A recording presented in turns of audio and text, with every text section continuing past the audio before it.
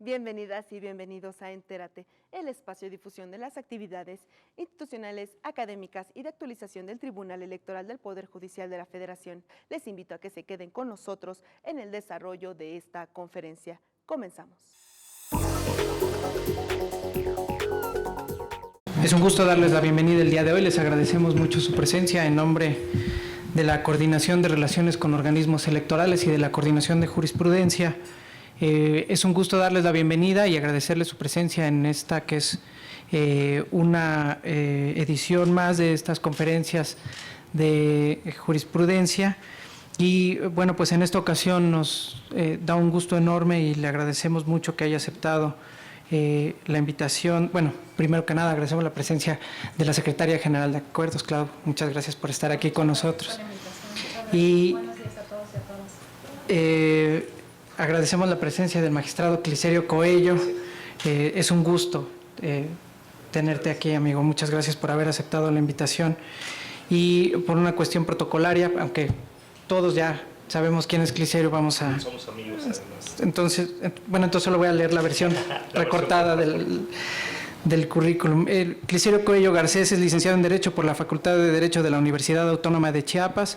Cursó el Máster Internacional en Justicia Constitucional y Derecho Electoral en la Universidad de Castilla-La Mancha, Toledo, en España. El posgrado en Justicia Constitucional y Procesos Constitucionales y la especialidad en Derechos Humanos y su protección constitucional en la misma universidad. Asimismo, estudió la maestría en Argumentación Jurídica en la Universidad de Alicante, España, y el doctorado en Interpretación de Derechos y Libertades en la Universidad de Castilla-La Mancha. Consejero electoral del Consejo Local del Instituto Federal Electoral en el estado de Chiapas, y del año 2007 a 2014, secretario de Estudio y Cuenta y coordinador de ponencia en la Sala Superior de este tribunal, y a partir del 11 de septiembre del año 2014, magistrado de la Sala Regional Especializada, la cual preside. Muchas gracias, les pido un aplauso, por favor, para recibir a Clicerio. Muchas gracias, estimado David. La verdad, siempre es un honor estar en una mesa de amigos, pero sobre todo en una mesa tan larga como esta, en la que tenemos pues muchas coincidencias, porque siempre lo he dicho que hemos estado en el mismo barco. A lo mejor nosotros en la sala especializada ya estamos en otro camarote, pero al fin en el mismo barco, y siempre nos viene muy bien y nos da mucha alegría y mucha satisfacción pues estar aquí en la sala superior. No obstante que venimos de manera continua por reuniones, por cuestiones de trabajo o por eventos a los que cordialmente nos invitan, siempre pues es un gusto estar aquí en la que consideramos como nuestra casa y en la que siempre encontramos amistades entrañables con quienes pues hemos compartido no solo cosas laborales, sino también cosas profesionales, académicas y personales. Así que muchas gracias de verdad por esta invitación. Debo agradecerle encarecidamente al magistrado presidente Constancio Carrasco Daza este gesto de amabilidad, de amistad que ha tenido conmigo, al igual que la magistrada y los magistrados que integran esta sala superior, y los organizadores de este proyecto, que de verdad cuando a mí me contaron en qué consistía, porque además debo decir que yo ya había participado en algunos de estos en el formato de comida, pero cuando me contaron que ahora era desayuno y que además se ha convertido, la mesa se ha ido agrandando conforme va pasando el tiempo, pues la verdad es que se me hizo una idea extraordinaria y encantado de la vida de participar y de comentar algunos temas con ustedes. Así que debo agradecer desde luego a los organizadores, a David Ricardo, a mi amigo Guevara y Alejandro Santos esta extraordinaria invitación, la cual agradezco de verdad, pero sobre todo también tener la presencia de Claudia Valle, gran amiga con la que tenemos muchas coincidencias, y ahora con un encargo extraordinario en la Secretaría General, que seguramente lo hará de manera fenomenal, ¿verdad? Y el día de hoy he decidido no hablar de un tema propio de la sala especializada, como puede ser el procedimiento especial sancionador. Pero sí déjenme decirles que el crear una nueva institución de la jurisdicción electoral es un reto muy importante, nos ha ocupado mucho tiempo. Hoy se ve a la sala especializada después de algunos meses como una institución que está generando sentencias, un cúmulo amplio de sentencias, pero crear una institución de la nada es un reto muy importante, es una nueva sala de la justicia electoral y que nos ha ocupado mucho tiempo, sobre todo de frente al proceso electoral. Y hoy podemos decir que a 7 meses del inicio de las funciones de la sala especializada, estamos hablando de 7 meses frente a instituciones de 20 años o más de la justicia electoral, hoy a 7 meses la sala está en el momento más álgido de trabajo jurisdiccional en plenas campañas electorales. Déjenme decirles que al día de hoy se han presentado más de 800 denuncias a lo largo y ancho del país, todas ellas con un seguimiento puntual de la sala especializada a través de sistemas e instrumentos que nos dotó tanto la Comisión de Administración de este tribunal como la sala especializada. Y estas 800 quejas que se han presentado del 10 de octubre a la fecha han sido seguidas puntualmente por la sala especializada y se han emitido en su oportunidad las determinaciones. El plazo promedio de resolución de la sala especializada es de 36 horas, cuando el legislador estableció el reto para la sala especializada de resolver todos los asuntos en 72 horas. De tal manera que estamos dentro de un plazo óptimo, hemos bajado el promedio a la mitad, el reto era grande, pero se ha logrado gracias a los instrumentos tecnológicos. Podemos decir que la sala especializada es un tribunal que tiene su elemento vertebral para lograr sentencias de manera pronta y expedita con un sistema informático que nos permite conocer la denuncia desde el momento de su presentación. Cuando se presentan las denuncias en los distritos o en las oficinas centrales del Instituto Nacional Electoral, a partir de ese momento se digitaliza la información y conocemos la denuncia en tiempo real en la sala regional especializada.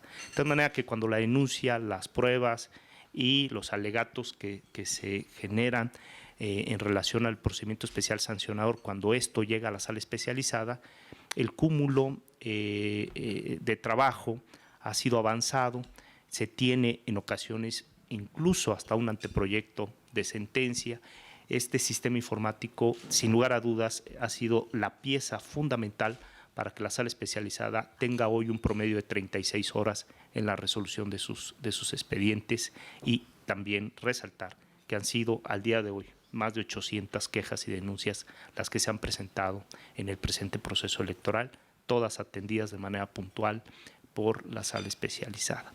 Es verdad que algunos asuntos llegan a la sala superior, pero frente a este gran cúmulo, volumen de quejas y denuncias, también hay que decir que las que llegan vía recurso también son las menos, porque tenemos muchos asuntos del ámbito distrital que no son impugnadas o controvertidas, ¿verdad? Bueno, después de este breviario que sirve un poco como de comercial, ¿no?, sobre las actividades de la sala regional especializada, cuando platicaba yo con Alejandro Santos a partir de la convocatoria de David Jaime y de mi amigo Guevara, yo les comentaba que más que venir a plantear un tema sobre el procedimiento especial sancionador y la sala regional especializada, pues quizá podría ser del interés de la mesa en este formato de desayuno platicar sobre algunos temas que tienen relación con el ámbito electoral desde una perspectiva de los derechos políticos.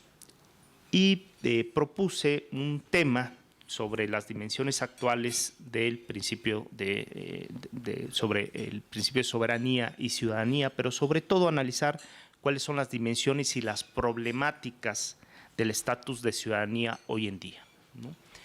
Y que esto tiene relación con el trabajo que desempeñamos en la jurisdicción electoral, porque de alguna manera hablar de las problemáticas y de las dimensiones que tiene el estatus de ciudadanía se refleja en el ejercicio de los derechos político-electorales. Porque el replantearnos el concepto y el estatus de ciudadanía, pues desde luego genera la posibilidad de que la ciudadanía participe en los asuntos públicos. Hannah Arendt claramente dice que nadie puede ser feliz sin participar en los asuntos públicos, nadie puede ser plenamente feliz como ser humano si no interviene en la vida política. Y cuando escucho frases como estas, pues entiendo que todos aquellos derechos vinculados con la participación política o con la intervención de los ciudadanos en los asuntos de la cosa pública, pues son inherentes a la condición humana. ¿Qué haría un ser humano encerrado, amordazado, sin poder sociabilizar, pero sin poder expresarse? Y si existe un ser humano capaz de encontrarse en esa situación amordazado y sin poder sociabilizarse, pues estaríamos reduciendo la condición humana casi a la nada. De manera que todo ser humano tiene esta aptitud de sociabilizar y de expresarse, y es ahí donde encuentra la necesidad de participar en los asuntos públicos, de generar manifestaciones ideológicas en relación a los asuntos políticos, y ello precisamente es uno de los elementos más importantes hoy en día de la jurisdicción electoral, la tutela de los derechos político-electorales, de esa dimensión del ejercicio de los derechos que va más allá de la esfera primigenia de los derechos, pero que sin lugar a dudas tienen una gran importancia para los sistemas democráticos y para los hombres y mujeres que viven en sociedad. Y el planteamiento que hoy quiero poner sobre la mesa es reflexionar sobre el estatus de ciudadanía. Si el ciudadano, bajo esa visión de ciudadanía que está atada, esa ciudadanía que está atada al concepto de Estado-Nación, hoy en día tiene vigencia. Si podemos seguir soportando al estatus de ciudadanía vinculada a la nacionalidad. Si la nacionalidad es el requisito indispensable para el ejercicio de los derechos político-electorales. Si hoy en día, en un mundo que se comunica, si hoy en día, en un mundo en donde está presente en todas las sociedades el multiculturalismo, no solo el multiculturalismo histórico, cultural o étnico, sino también el multiculturalismo derivado de la migración, si hoy en día podemos sostener que el estatus de ciudadanía debe soportarse única y exclusivamente en el elemento de nacionalidad. Esto a partir de las dimensiones actuales de la soberanía y de las composiciones del Estado. De tal manera que podemos decir, si ustedes me permiten plantear un problema para empezar el desayuno, es si el problema práctico de la democracia liberal es superar la homogeneidad social y cultural como base de la comunidad política. Es decir, ¿qué quiero decir con esto? Si el estatus de ciudadanía debe suponer una población permanente, homogénea y estable, o por lo contrario, si el concepto de ciudadanía debe estar basada en el multiculturalismo, en la diversidad social. Y entonces aquí la siguiente interrogante que debemos de plantear es cómo debemos entender al demos, o qué es el demos, o quiénes integran el demos, quiénes integran el pueblo. Porque si la democracia es la democracia del pueblo o del demos, ¿quiénes son el demos? El demos sigue estando hoy en día en un estatus de exclusión que es la ciudadanía, porque toda persona es ciudadano, pero no todo ciudadano o ciudadana, no toda persona, todo ciudadano es persona, pero no toda persona adquiere el estatus de ciudadanía. De tal manera que estamos frente a un estatus de exclusión y por eso se hace una diferenciación importante entre derechos de la personalidad y derechos de la ciudadanía. E incluso los mecanismos de tutela y de protección tienen esa diferenciación. El amparo históricamente no ha sido procedente para conocer de los derechos del estatus de ciudadanía, ¿no? De los derechos político-electorales derivados de un estatus de exclusión.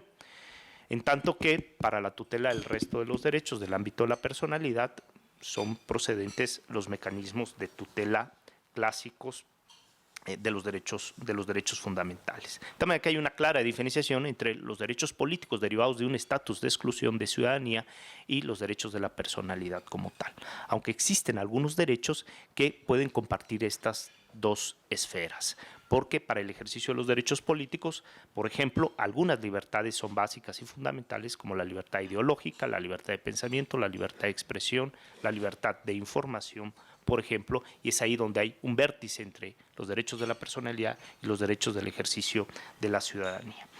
Muy bien, entonces el planteamiento es si el estatus de ciudadanía debe radicar en el ámbito de la nacionalidad, en un mundo que hoy es diferente al de la concepción tradicional del Estado-Nación, y que ante estas nuevas particularidades de un mundo que se comunica, pero que también le reconoce en el ámbito interno a las comunidades indígenas, a las etnias, es decir, a esas nacionalidades histórico-culturales, también les reconoce la posibilidad de generar derechos políticos diferenciados, si la ciudadanía hoy únicamente debe soportarse en el tradicional concepto de nacionalidad. A partir de este planteamiento del problema, yo diría que hay 4 vertientes que podemos analizar del estatus de ciudadanía bajo las nuevas dimensiones del Estado-Nación. El primero de ellos es, desde luego, a partir de un fenómeno que yo diría que es el fenómeno del siglo XXI, que es la migración. Cada siglo tiene una característica, cada siglo se destaca por un fenómeno, y probablemente el siglo XXI sea el siglo de la migración, un mundo que se comunica por el desarrollo de la ciencia y la tecnología, un mundo en el que determinadas personas aspiran a mejores condiciones de vida, lo cual es una aspiración legítima que tiene que ver con el desarrollo básico de los derechos, y por ello personas de determinadas latitudes emigran hacia otros polos en la búsqueda del desarrollo personal y familiar y en el ejercicio pleno de los derechos. De manera que hoy un mundo que se comunica mucho más fácil por el desarrollo de la ciencia y la tecnología, en la que es posible que la circulación de personas se dé de manera más ágil, pues hoy tenemos el fenómeno de la migración como un elemento que debe prestar particular atención al derecho, pero también al estatus de ciudadanía. Porque siempre hemos sostenido, y creo que ha sido una de las líneas más importantes de esta sala superior, que no es posible sostener una indiferencia jurídica frente a las diferencias fácticas.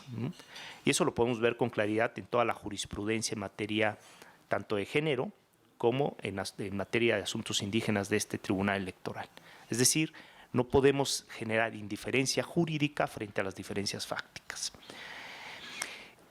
Y el fenómeno de la migración genera diferencias fácticas.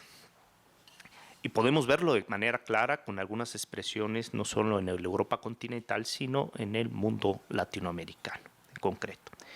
El fenómeno del Charlie Hebdo en Francia y otros más, pues ponen nuevamente en el 8 columnas los problemas del multiculturalismo, la migración, las diferencias fácticas que generan estas sociedades que se comunican, estas sociedades que se convierten en sociedades multiculturales por el fenómeno de la migración, que es uno de los elementos del multiculturalismo, pero también existe este otro elemento del multiculturalismo que ha sido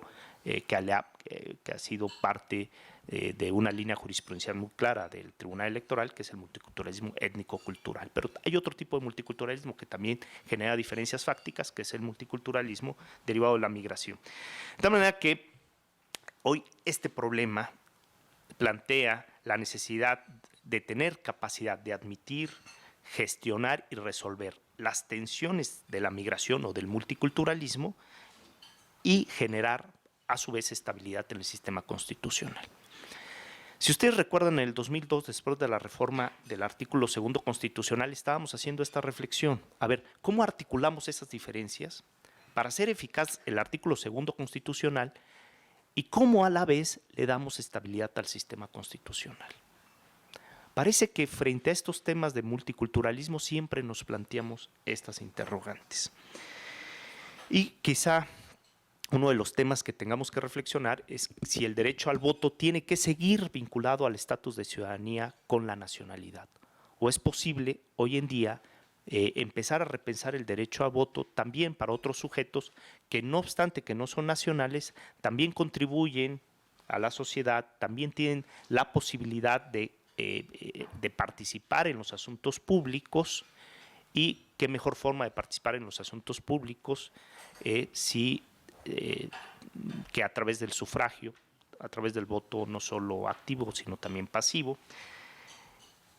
Y quizá repensar si, en lugar de seguir sosteniendo el estatus de exclusión de ciudadanía en un concepto de Estado-nación o de nacionalidad, poder reflexionar si hoy, ante sociedades multiculturales, por un fenómeno histórico-cultural, pero también por un fenómeno migratorio, pueda avanzarse en un nuevo diseño en este siglo XXI, es decir, estamos reflexionando un fenómeno del siglo XXI, pueda avanzarse en un nuevo modelo en el que participen todos los que pertenecen a una comunidad.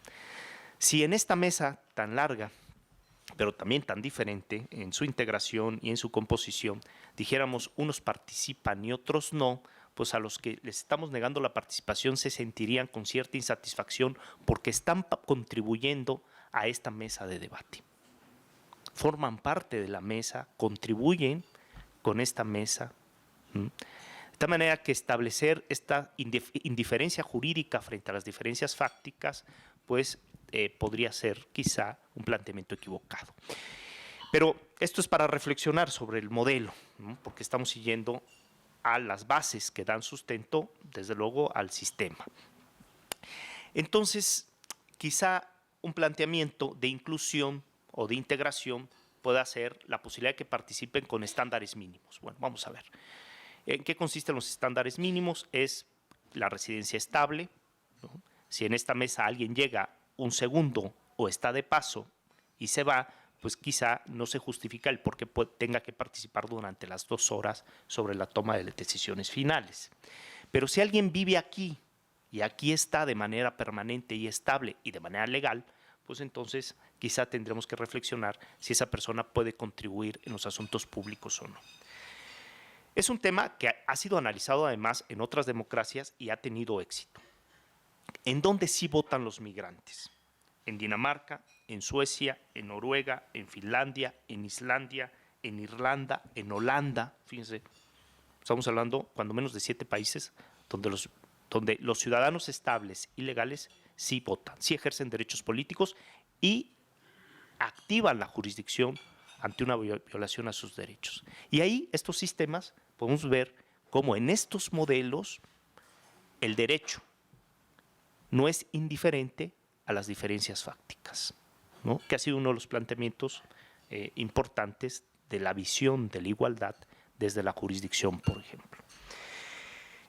Entonces, quizá ese sea uno de los temas que tengamos que reflexionar, lo pongo sobre la mesa y es el primer aspecto problemático del estatus de ciudadanía hoy en día. Se soporta, se sostiene la ciudadanía hoy en el siglo XXI como estatus de exclusión. ¿Puede seguir siendo la ciudadanía un estatus de exclusión, de privilegio?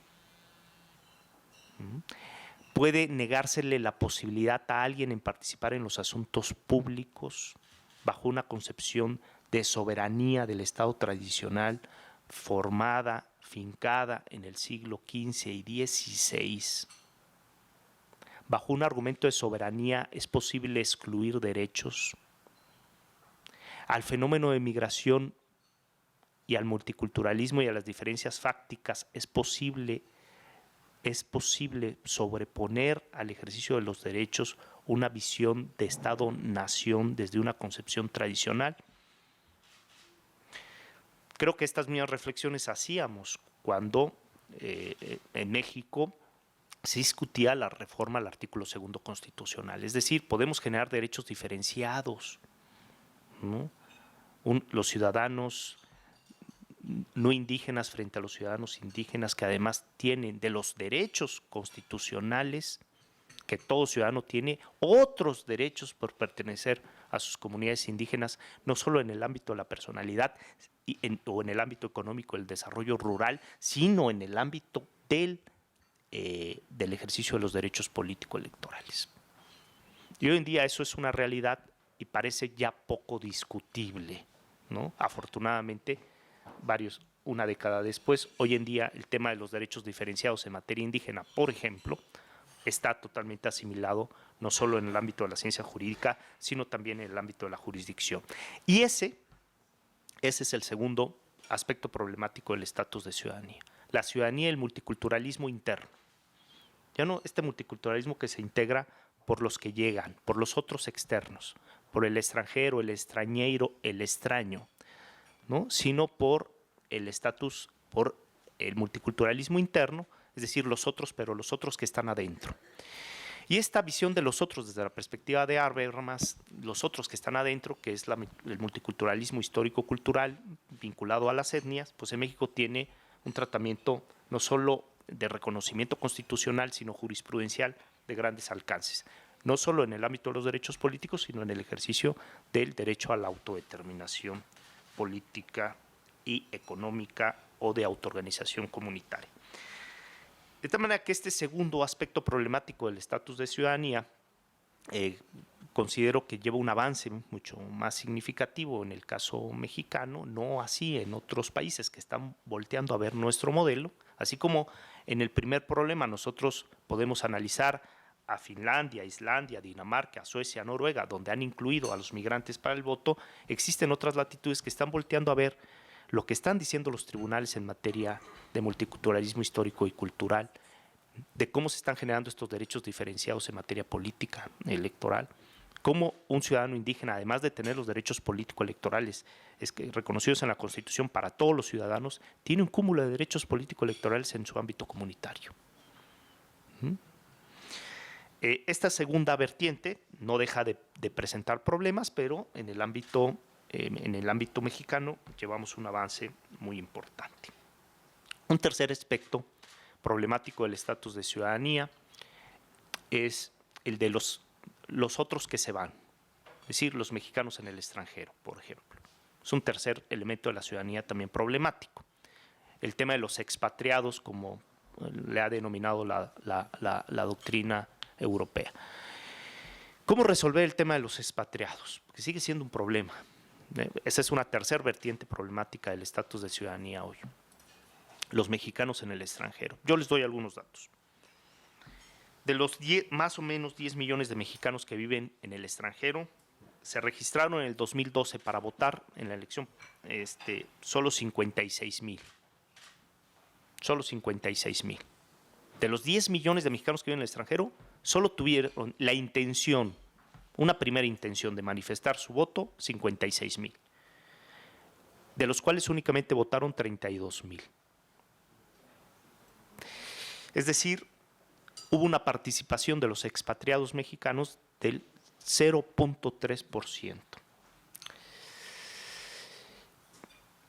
Y por eso, cuando se saca el promedio de cuánto cuesta el voto en el extranjero, pues desde luego es que la cantidad es estratosférica, pues obvio.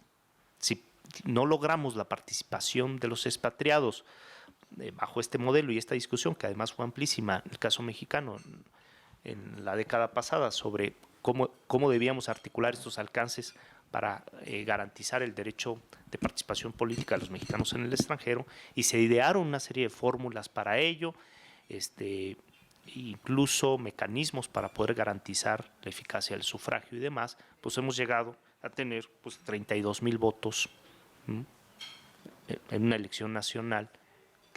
Entonces, este elemento problemático también nos lleva a reflexionar sobre cómo pueden los expatriados, aquellos que, fíjense muy bien, que ya no tienen una residencia estable en el país, pero tienen la condición de nacionales y que tienen intención en seguir participando en una mesa, ojo, en una mesa en la que ellos ya no están.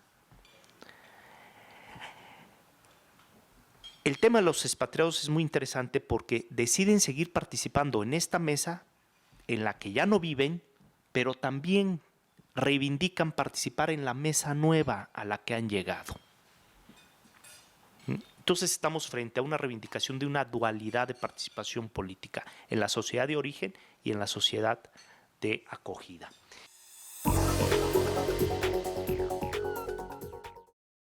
Gracias por acompañarnos en esta emisión de Entérate. Soy Roxana Noriega. Hasta la próxima.